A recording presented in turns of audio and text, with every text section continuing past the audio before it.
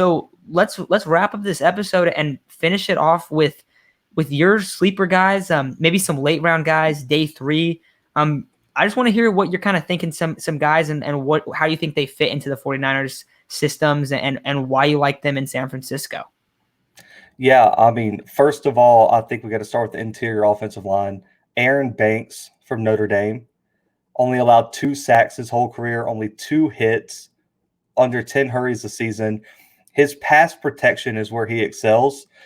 But the problem is, I mean, with y'all's scheme, you'll have to be very athletic. He's so big at like 6'6", 330 that he's not a huge mover, but he's so big you can't move him. He's a great pass blocker, and once he gets your hands on you, you're going for a ride. There's no swim move that can save you. There's no rip move that can save you. You're going to the ground, and you're going where he wants you to go. And that's the same with Deontay Brown, Alabama offensive lineman. He's 6'3", 350, man. This dude, they called him the Mountain at the Senior Bowl when we covered it. At 0 sacks allowed, and at Alabama, in the SEC, 0 sacks allowed, and allowed under 7 hits on the quarterback in his entire career. And is he projected to play guard? Yep, he's a guard. He's 6'3", 350. Okay, so I would have to say, if he is going to play with Niners, he's going to have to probably cut like 30 pounds. And I don't know how much that would affect a guy like him, but if he's out there and he's a very talented player, it's worth a late round flyer. Like, that's the thing about these guys, is you're just trying to find talented players, and you kind of find a role for them, and you kind of like shape them how you want to shape them. But if you have a guy that's playing at Alabama that's not going to get drafted early, that's really successful, and also you said he had a lot of success at the Senior Bowl as well. Yep. Yeah, he had a lot of success, and he's experienced, man. He played over 500 snaps at left and right guard. So he has experience on both sides of the line. He's step into tackle. And like you said, if you're sitting in the 4th, 5th round and this guy's sitting there, why not take him? If he doesn't work out, that's fine. You can get rid of him. But, what if you just use him in the goal line?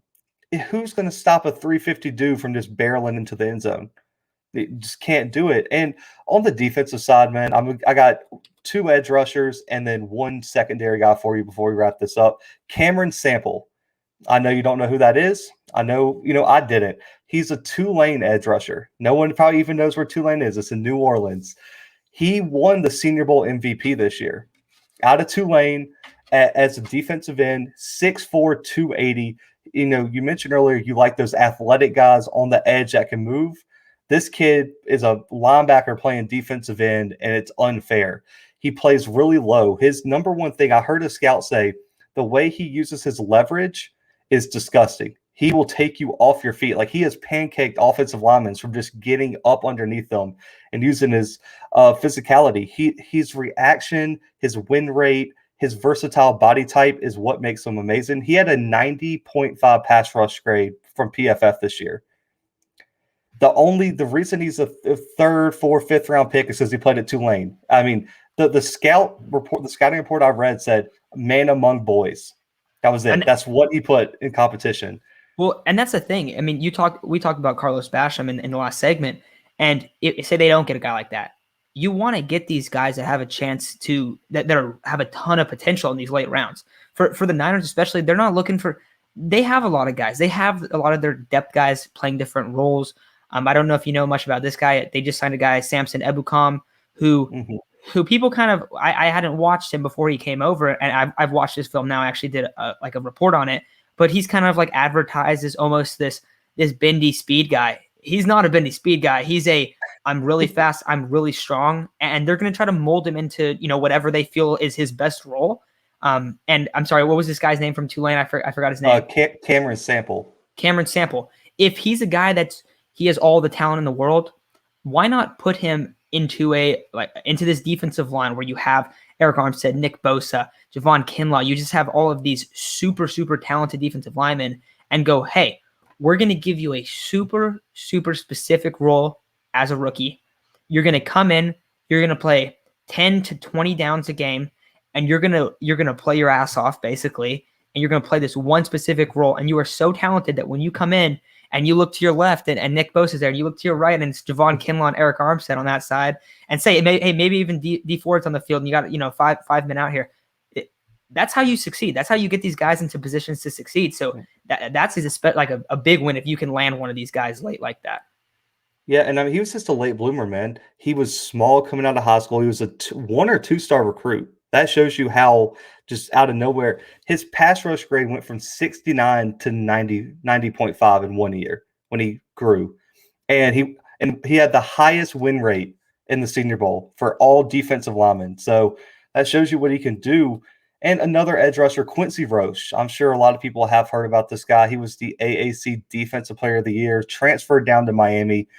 Didn't really have a great year, but I mean, this is a 25-plus sack type of guy. He's 6'5", 250, athletic. He just kind of got caught up in the ACC this year, man. With COVID, when you transfer schools to not have a spring practice, to not have summer workouts, to not have a fall camp, and you still get 6 sacks, you still had 25 quarterback hurries.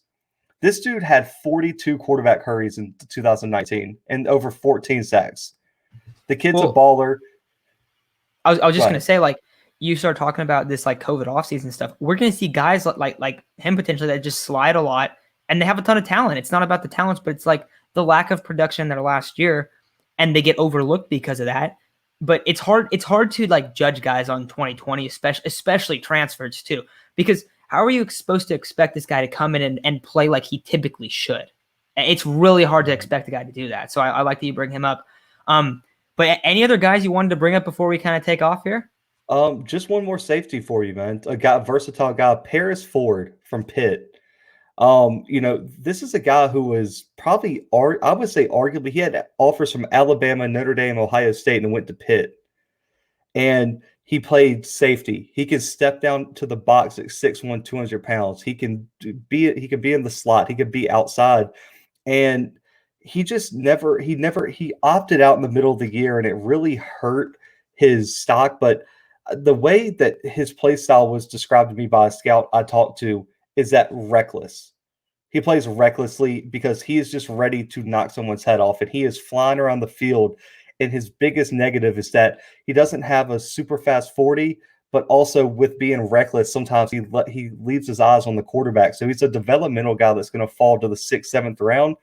But he was an ACC Player of the Year contention this year, man, before he opted out. So if you get a potential ACC Player of the Year in the 6th or 7th round, I can live with that if I'm the 49ers. And you said he was 6'1", and how big?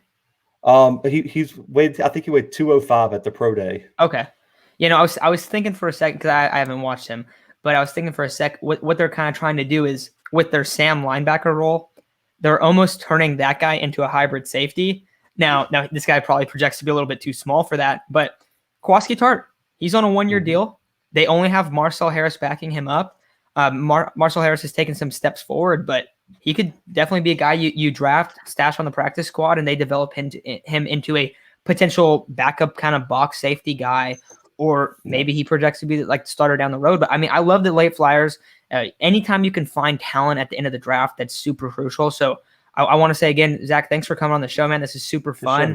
Sure, hopefully we can get you on before the draft, or maybe we'll get you on after, and maybe go over some evaluations of these guys that they take. Hopefully they land one of your guys. But real quick, anyone that's watching, you like listening to Zach's stuff, I'll make sure to link his podcast in the bio. It's the Bluebloods Pod. So if you're trying to get some college football, trying to get some NFL draft stuff, make sure to check it out.